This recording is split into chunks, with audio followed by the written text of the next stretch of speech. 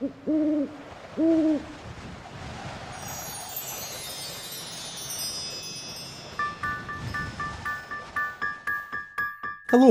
I'm the Gingerbread Man, and I'm here to tell you all about how the traditional fairy story of Hansel and Gretel is being transformed into a brand new musical Christmas show at Carnegie Hall this December. Have you been to Carnegie Hall before? It is at the heart of Dunfermline in Fife, and it has been producing fabulous Christmas shows that have been enjoyed by audiences for many years. It was built in 1937 as a concert hall and opened by Louise Carnegie, daughter of the famous Andrew Carnegie, the philanthropist whom the hall is named after. The style of the building reflects the period it was built, including the lovely Art Deco style features. This foyer will look very different in December when it is changed into the magical winter wonderland forest. You can create some of the decorations yourself if you like, but more about that later. If you have been to the theatre before, you will recognise the auditorium. The seats look the same as the original style, but they are actually only 10 years old as they were all completely replaced in 2002, giving us 511 seats. We created more accessible space for wheelchair users, space to include big sound desks, and also just space to give people more leg room. 200 of the seats are upstairs on the balcony, and as you can see we have great views from all seats. We're going out to the stage now. You may not have been here before though. This is the stage door where the cast and crew come into the dressing rooms below. Up here are the wings of the stage, and through here is the stage, where you can see how it feels to be part of the show itself.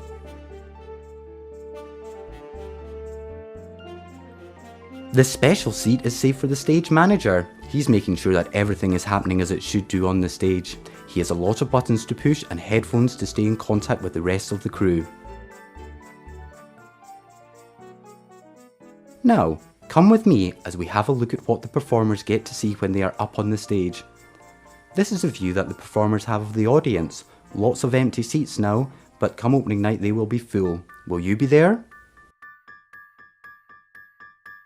Right, come with me. We're going to go back down the stairs and have a look at the dressing rooms.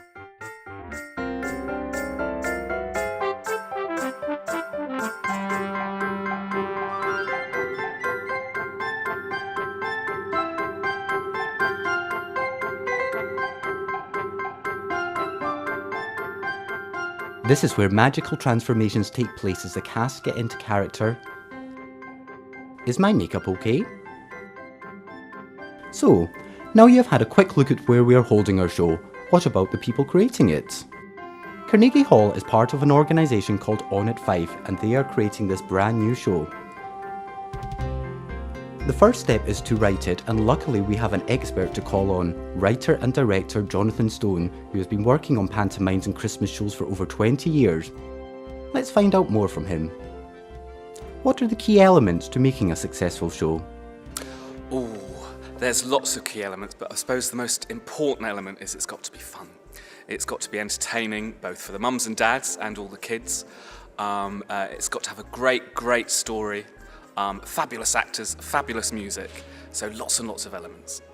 We wanted to do a fairy tale, but we didn't want to do a sort of traditional pantomime style fairy tale. And we looked at several more obscure fairy tales, but then we sort of kept coming back to Hansel and Gretel. Now, it was very dark when it was first written, so one of our challenges is to make it much more fun and light and Christmassy. And we thought it had all the elements that needed to make a great family Christmas show. There are so many different elements involved. First of all, there's the writing. So you've got to work with all the people at the theatre to make sure it's what they want. Then you've got the music, and we have the fabulous Karen McIver, who's the musical director. Then, of course, the script, which needs to be done, the actors who need to be cast, the set that needs to be designed, the costumes that need to be designed and made. So it's a huge job, and it's probably the biggest thing we do at the theatre all year. Well, it's a wonderful job being the writer and the director, because it means that I get to see the show through from the very beginnings, the germs of the ideas, right through to it being on stage at the very end. And it's wonderful also to be able to write for the particular theatre, the Carnegie Hall that it's going to be on at, and then see it right through to the very end. So it's very exciting, and it's a very satisfying way of working. Because it's Christmas, we're setting the story at Christmas time. So there's lots of snow, there's some really magical effects, a wonderful moving set with all little houses that spin around and trees that move. Very, very, very exciting stuff. So here we are now in the scenic workshop where our amazing designer, Alison Irwin, makes all our sets. And the way sets are made is, first of all, the first stage is we build a model box. And this model box is tiny, but then this will go on to become the huge set that fills our stage. So here we are with the Hansel and Gretel model box. And it's all set in the woods, as you can see. And here's our front curtain, which is all forest, and that comes out to reveal our first scene, which you'll see is all trees. And this set is wonderful because everything moves to reveal Hansel and Gretel's little cottage. And that's the first thing we see. But then we want to go inside. So what happens is everything spins around. So you go from the outside to the inside of the cottage. And then you've got various little scenes in there. For instance, we go to Hansel and Gretel's bedroom, and these little beds will slide on. And then if we want to go to Hansel and Gretel's dining room, a little table and a bench will come on. So that's one of the first scenes, but then everything moves around. So the house disappears, spins around again and trundles off. Trees come back in. And then of course, the big, big exciting thing is when they discover the gingerbread house and you get these wonderful swirly lollipops and these all spin around. So all these little things, for instance here, look, you can see little trees will become full-size trees that fill the whole stage and magically move about as if by magic. So there we are. That's the model box for Hansel and Gretel, which will then become the full-scale set for the show. So I'm here now with Lynn Byes, who is the costume designer for Hansel and Gretel. Now again, the costumes take a very, very long time to make. And first of all, they have to be designed, and that's where Lynn comes in. She designs all the costumes, and then she makes them. So Lynn, we're here with some pictures of what the witch is going to look like. Yes. If you want to show everybody. Yeah, this is going to be our witch, and she's going to be represented as Sweetie. So she's going to be very colourful, and there's lots of little liquors, all sorts, and sweets which are going to be made in 3D and sewn onto a costume. And then we get to talk about the sort of materials and the colours that the costumes are going to be. And this, I think, Lynn, is another one of our witches' costumes. Yes, this is going to be our witch. It's going to be very fitted. It's going to be in purples. We have this lovely fabric which is going to be made out of, which is nice and it should catch the light. And you always have to work, when you're working in the theatre, you can never use dull material because it's got to shine and shimmer in the lights like these colours here. So once I've seen all of these and said, yes, that's fantastic, Lynn then goes ahead and makes them all up. So a lot of work goes in to a lot of costumes to make the show extra special. The staging of a show is not just a set. Production manager Barry, who assists the director and the producer, works with the whole technical team to create the special effects. So this is the sound desk, and basically this controls everything that you hear when you come to see this show. So what we're experimenting just now is to create the right atmosphere for Hansel and Gretel going into the woods. So we're just going to try out these sound effects.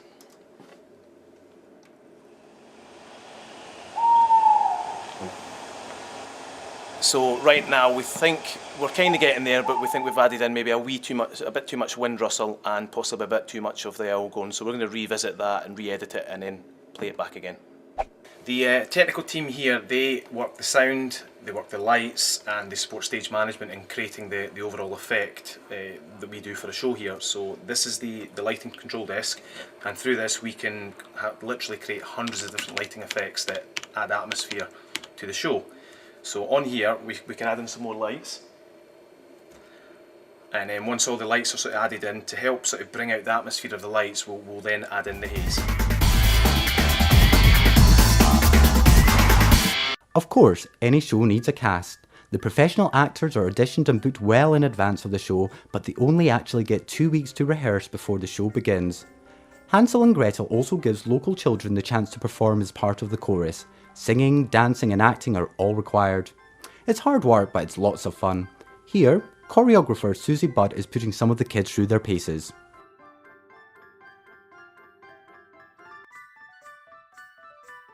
Music is an important aspect of many shows, but this show is an extra special musical version. Musical director and composer Karen McIver has an important job on her hands.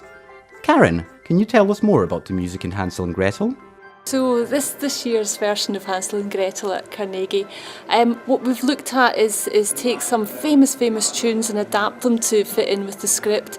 So sometimes I might use some classical music actually, and we looked at Lieutenant Kijé, which is a really famous tune that you might not know the title from, but once you hear the famous tune, you might recognise that. It's appeared in many pop songs. So we're using kind of adapted music.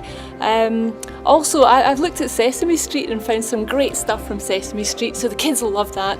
And you know, sometimes the music comes quite late into the process, and just today I was enjoying listening to the music from Shrek, and hope we might get some of that. Now this year the music's going to be tracked along with live musicians, which is a big departure for us this year, and quite scary having, trying to get all the technical aspect of getting the music together for that. There's going to just be two of us, but between us we play about 20 instruments. I play anything that's a keyboard, which includes the accordion, so somewhere in here is going to be accordion.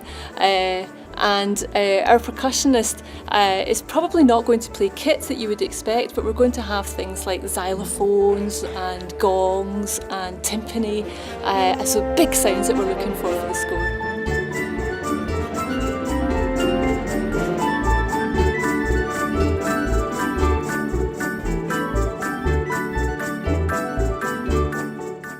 Wow, that was a whistle-stop tour, and there are loads more people involved with creating a show, from the producer, the costume designer, the marketing team, and of course you. Christmas shows are great shows for audience participation, where you get to shout, sing and join in at the actual show itself, and for this show you can get involved beforehand too. The On Fife website has loads of activities you can do to get in the festival mood. Making gingerbread men, colouring in, making decorations for the foyer and much more. So visit the site and have some fun.